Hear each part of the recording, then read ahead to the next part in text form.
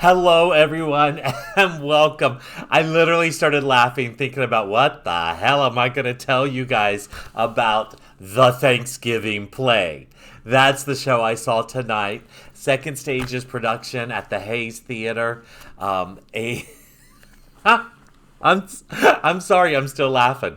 Um, and it's funny. So this may be a different theater talks with Scott because I just got to be honest with you guys. I think I may have missed stuff, and I also think that, and this is a satire. This is meant to be a satire about a group of people, four people to be exact, a high school theater teacher, her partner, male partner, male identifying right now, although he did spend a year as a they them. Yeah, they go overboard with this. Okay.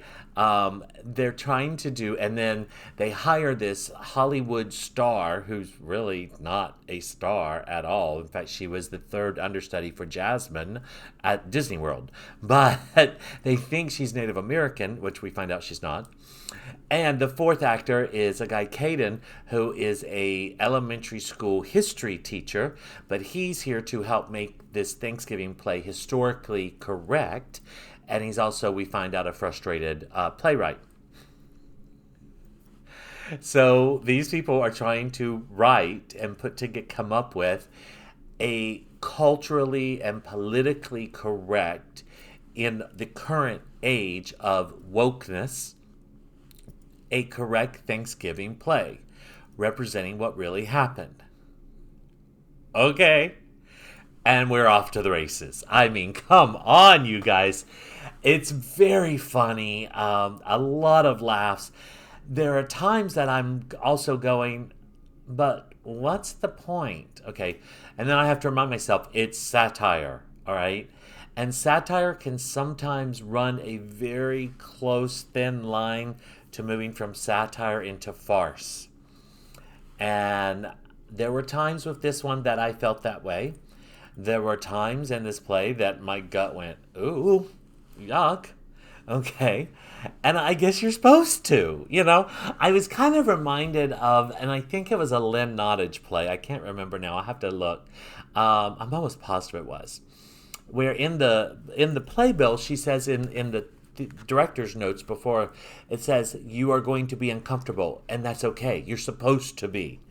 Because and that, I think, is relevant to this play, brilliantly directed by Rachel Chavkin. I am such a huge fan of her work. I'm not kidding. I mean, she is one of my new obsessions.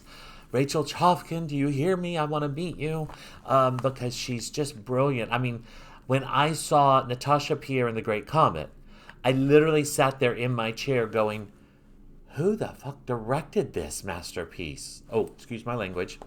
Like y'all aren't used to it, okay? But literally, I'm like, who directed this? Who? I've never heard of her. Um, and how is that sad? That, it's much harder, I think, for females to get recognized than males in the directing in those roles that are traditionally male roles, whatever, blah, blah, blah. Which ties into this play and why it works, because they are trying to produce and do a Thanksgiving play that will be correct and respectful of Native Americans, but they're doing it without any Native Americans. So how can they do it? And then they try to come up with these different ways, and they're going to tell the different stories, like the massacre and things. And she's like, this is a children's play. We cannot be playing football and soccer with heads, even though that's what happened. So very disturbing. This play was written by Larissa Fasthorse, who is Native American and who is, I believe, and it's hard to tell because it's just hard to tell, but by all accounts, she is the very first female playwright of Native American ancestry to have a play on Broadway. So that was another thing that drew me to this play. What I think they're satirizing is that they take the wokeness, and I have no problem being woke. I am a fan of it. In fact, I think a lot of us that the other side would call woke have always been awoke and always been awake. You guys are the ones that are just now being aware to it, okay? But that's my little political side. All right. Um, but they are satirizing it and taking it to extremes. And that's clear. And in this, it's funny. And it's okay to laugh at it. And it's okay. I'm not kidding. Because there were people around me who just were not laughing. And I'm looking at them going, I don't, okay. And then there were people that were just rolling. I mean, so I can see that this might not be everybody's cup of tea. Um, but it's very funny. The 90 minutes just, I mean, it's a 90-minute show, no intermission. This is at the Hayes Theater. I still call it the Helen Hayes Theater because I idolize Helen Hayes and her contributions to acting and the world of theater. Excuse me. Rachel Chavkin, though, in her directing, one of the things that I love about her is she can pace a show, a scene, but yet make sure that the audience catches all the details. It's like this thing just flies by, and you go, wait, did I? Yeah, okay, yeah, I got it all. Okay, wow, damn. And you move on. She also knows when to give that audience a little bit of a break, when to put not necessarily some pauses, but some time in there for sometimes our brain to catch up. I just think she does a brilliant job directing. There were a couple things that disturbed me with this. I like I said, I think the satire might have gone a little over into the hard to believe farcical side. Um, I think that there was film clips used all throughout the show of school children doing some form of Thanksgiving like song or presentation. Some of them really disturbing. Ending often with teachers' notes typed in that, oh, we did not do that because it would make the white children feel guilty. So this play is extremely relevant. It's extremely timely.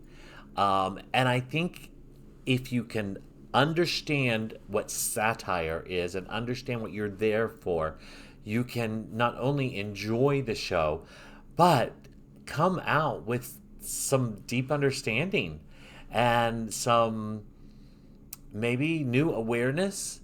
I mean, that's the whole point of it is how can you tell the Thanksgiving story when you have no Native Americans there, part of telling the story. And I think they did a very great job.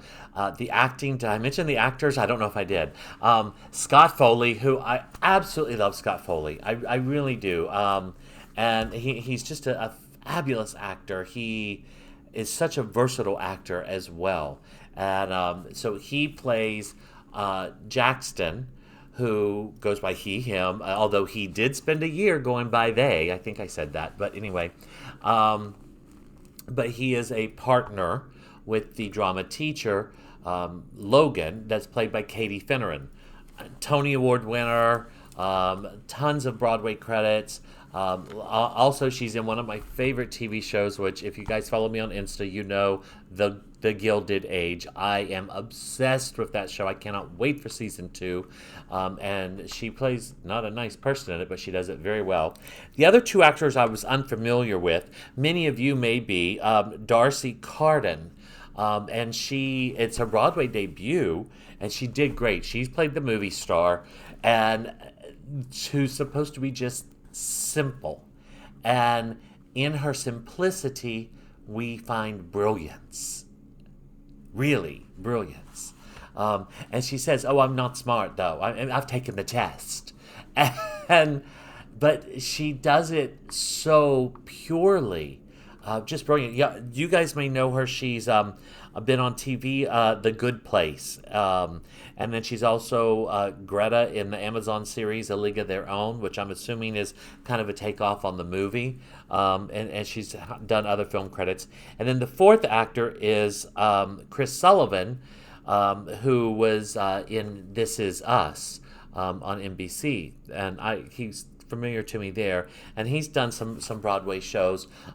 Brilliant writing by Larissa Fasthorse, and phenomenal directing by Rachel Chavkin. I highly recommend you go see the Thanksgiving play, but be prepared. It is a satire. You are supposed to laugh, and you are supposed to feel uncomfortable, all at the same time. What a wonderful night at the theater. I'm telling you, I'm still laughing. All right. That's it, you guys. Thank you for this edition of Theater Talks with Scott.